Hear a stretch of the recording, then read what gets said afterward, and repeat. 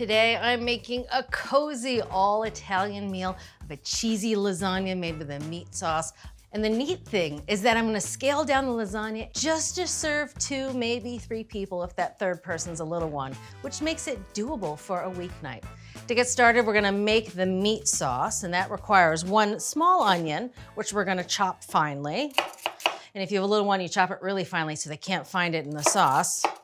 And again, to chop an onion, you cut it in half through the root end. That's when I peel it. Then you slice it 3 times, once towards the root, then in half horizontally, and then down into a nice fine chop. All right, that's half. At the end, I always tip the little end piece on its side and really chop around the core. I know, I'm a miser. I don't like wasting anything that doesn't need to be wasted. All right, so let's get this onion going in the saucepan. Over here, I have a small saucepan. I'm gonna put it over a medium heat and add about a tablespoon of olive oil. You wanna get that olive oil hot till it's shimmering just before we add the onion. All right, in go the onions. It's a good sound. We're gonna let these onions go for about 5 minutes until they're good and softened. All right, so while those onions are cooking, let's talk a little bit about the meat in this meaty sauce. Now, the recipe calls for a meatloaf mix, which is traditionally a mix of ground beef, ground pork, and ground veal. And it's already packaged together, which is very efficient. Sometimes you can't find it at the store, or if you don't want to have veal, I totally understand. Instead, what you want to do is use half beef, half pork, because it is that combination of flavors that tastes really good in lasagna. So that's what I'm doing today, using 4 ounces of ground beef and 4 ounces of ground pork. So it's a total of ½ pound for this little lasagna. All right, ready for the sauce. Ooh, those onions are good and softened and just getting a little brown around the edges, which is perfect. Now time to add just a little garlic. 2 cloves is good. Right through the garlic press, right into the pot.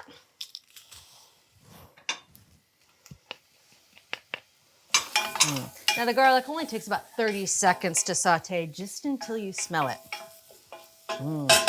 That's pretty good. Next up, the meat. Now I'm just gonna cook the meat for about 4 minutes, breaking up with a wooden spoon until it's no longer pink. All right, the meat is no longer pink and I've broken it up into nice fine pieces. Time to add the tomato. So this is a little can, an 8-ounce can of tomato sauce. And to that, I'm also gonna add some diced tomatoes. I love that dual texture of the smooth sauce and the pieces of tomato. So this is a 14.5-ounce can of diced tomatoes. You notice I drained the juices. So I'm gonna add the tomato pieces, and we're gonna add some, but not all of the juice. We're just gonna add 1/4 cup. Into the pot it goes. All right, so we're gonna let this simmer again for about 2 minutes, and it's time to make the ricotta mixture. All right, so here I have a nice big bowl with a tiny amount of ricotta. That's just because I like big mixing bowls. Helps me make a little bit less of a mess.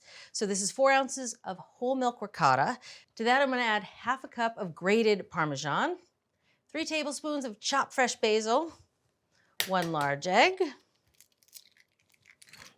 and add a little bit of salt and pepper, about 1/8 of a teaspoon of each.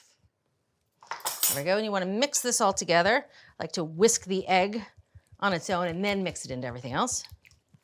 It's funny, when you're used to making lasagna, you know, it's big batches of ricotta and big batches of sauce, and you're just making a little lasagna, just little batches. It's so much easier to manage.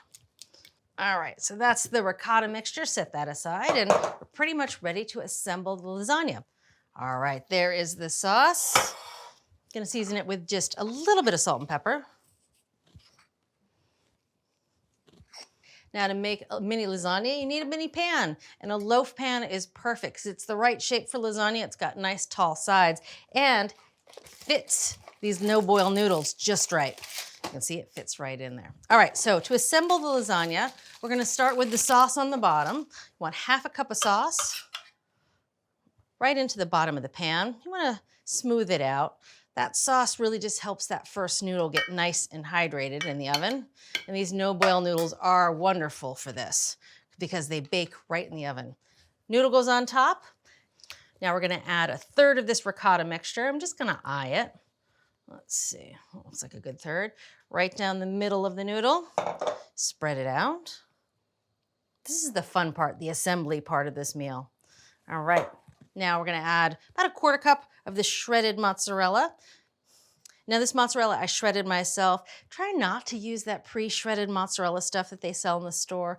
It's convenient, but it doesn't melt well because the shreds have been tossed with an anti-caking agent. Sometimes it's cellulose, and that makes them taste a little dusty, and also they just don't melt into that nice gooey cheese that you want for a good lasagna. All right, next up, more sauce, another half a cup.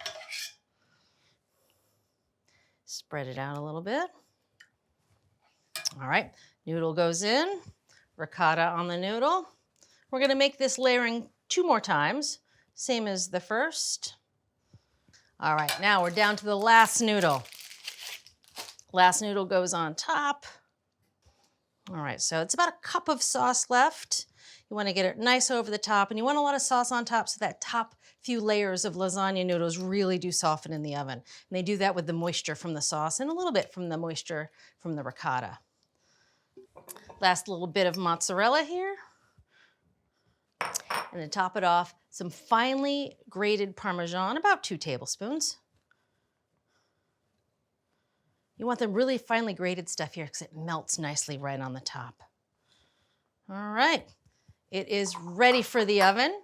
We're just gonna cover it with some aluminum foil. And I've greased this aluminum foil already with some vegetable oil spray. That just prevents the cheese from sticking. Over the pan it goes. Wrap it tightly. Now this is going into a 400-degree oven. I'm gonna let it cook for 30 minutes until it's good and bubbling. Then I'm gonna take the foil off and let it go for a last 10. That'll just help the cheese brown on top, just a little. All right, this is ready for the oven, 400 degrees, middle rack. It's gonna go in there for half an hour until the sauce is bubbling. Then I'm gonna take the foil off and let it go another 10 minutes. That'll just help brown the cheese on top. Hey there, I hope you're enjoying this video. Did you know that you can stream every season of your favorite shows from America's Test Kitchen anywhere, anytime, and ad-free? With an all-access digital membership, you can unlock thousands of recipes that have been rigorously tested by our experts. Not to mention unbiased equipment and ingredient reviews, available at home or on the go with our mobile app. Visit cookscountry.com to start your free trial. Time to take the lasagna out. Oh, it is just the cutest little lasagna. And it is also ripping hot at this point. Before you even think about diving into it, you really should let this rest for at least 20 minutes. All right, we'll be back and it's supper time. The lasagna has been cooling for 20 minutes. You don't need to garnish the top, but man, I just can't help myself. I love just sprinkling a little green over the top, just to pretty it up a bit. All right, so I liked the end piece. And you can see if you're really hungry, you could eat half of this. And I've witnessed people doing that, but it's perfect for our little family of 3. So I'm just gonna cut out about a third for myself. Oh, and that is a lasagna dinner. Only thing it's missing is a little bit of Chianti. Now, Chianti goes perfectly with lasagna. Time to dig into this lasagna. Oh, I know, it was been resting for 20 minutes. Actually, I had it resting a little bit longer. You can see it's still steaming. The heat just gets trapped in that casserole dish. And if you cut it too soon, all the layers fall apart and slide around. So really important to wait. I love that meat sauce with a combination of pork and beef. It has real flavor. Noodles are perfectly cooked through. The ricotta and the Parmesan inside. Thanks for watching. What'd you think? Leave a comment below and let me know what you're excited to cook this week. You can get today's recipes and more for free at our website.